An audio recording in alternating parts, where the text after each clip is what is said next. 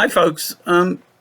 Today I'm doing a video and I haven't done one in a while. I've been really busy running some things. And the thing I want to talk about today is last week or earlier this week, I was waiting on a train and I saw that the train was almost, in the process of getting off the track. It was backing up into a yard. But the thing that I was thinking at the time, there were like 8 or 9 cars in front of me. Out of those 8 or 9, nearly 6 or 7 of them turned around and went back the other way.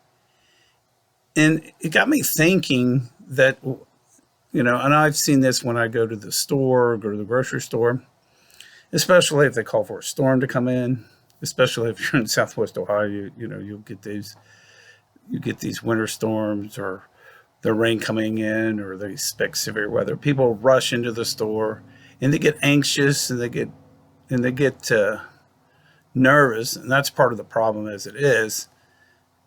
But the point is, people rush and not think about the situation at hand. And my goal in life to tell people is don't always be in a rush. I had somebody call me the other day talking to me about, that their significant other was making them anxious because they were rushing around the house. And it was like, the point is this: people, and I think some of it has to do with what we had with the COVID, etc., that people have a tendency to really rush around, and really it creates more anxiety, more stress, and more emotions because you're rushing around. And the point is, what I want to say here is just take that step back and think of something. In other words, the 3 solutions I think about out of this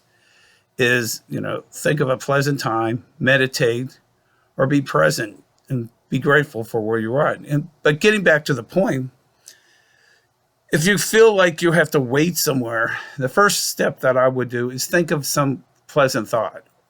For instance, think of something that you're proud that happened today. For instance, maybe your daughter got an A in class. Your daughter got accepted to her college that she wanted to.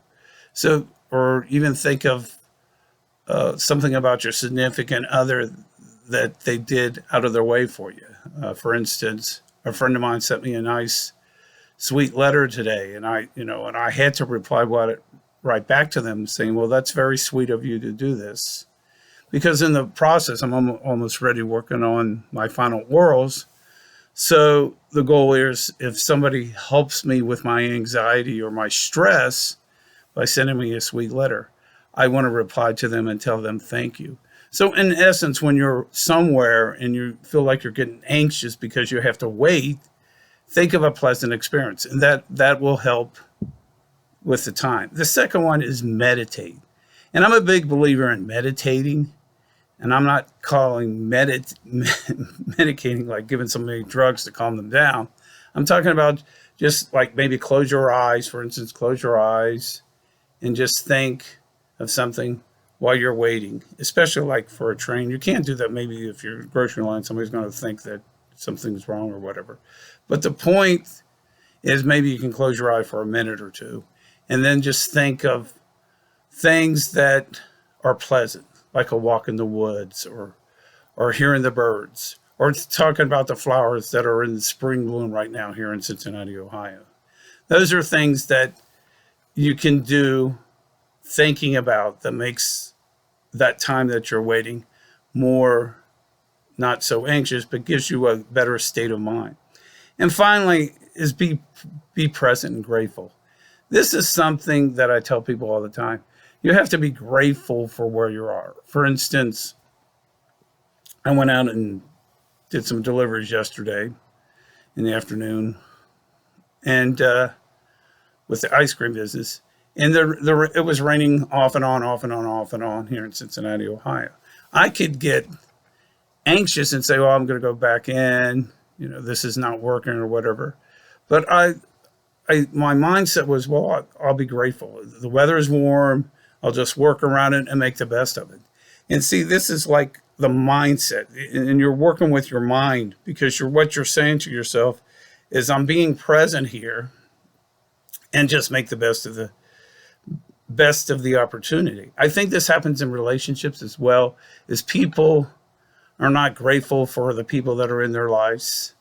And this leads to, again, anxiety, hopelessness. And in essence, what this does is people are not being present with that person.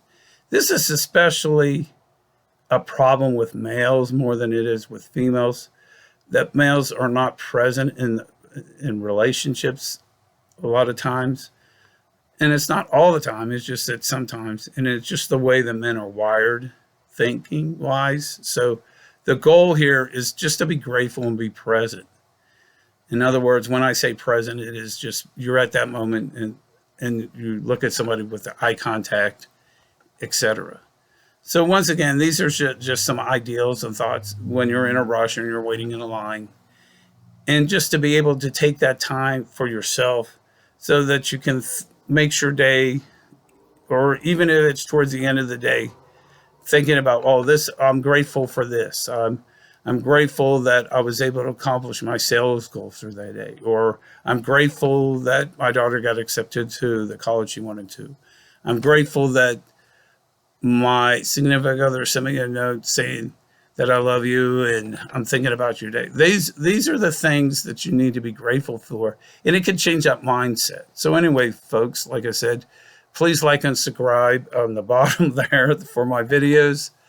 Also, if you have any comments, concerns, it's bthomasmillerpsych@gmail.com. That's bthomasmillerpsych@gmail.com. And wait, folks, have a great day. Hopefully, maybe this weekend, it's supposed to be colder here, I can have a chance to make another video. Anyway, talk to you real soon, and take on the day. Bye.